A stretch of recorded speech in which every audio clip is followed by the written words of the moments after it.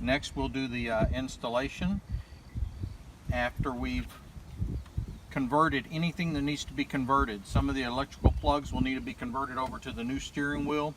On this new steering wheel, we actually carbon fibered the control areas, the trim pieces as well, so we don't have to worry about converting, transferring them over. But we do need to go ahead and make sure we got all of our electrical, our blinker, and everything else. So I'm going to go ahead and those are real simple for you to figure out. Each steering wheel is different, but we've just got little Phillips head bits to unscrew, take the blinker off, and then we'll transfer any wiring that needs to be transferred as well.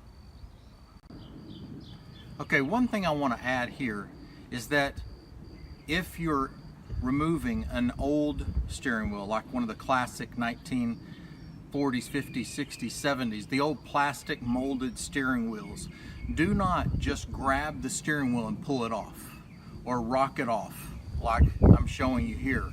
With the later model steering wheels, you can do that. But with those old classic steering wheels, if you go and pull on the grip area of the steering wheel to pull it off, you're going to crack the plastic on those old steering wheels.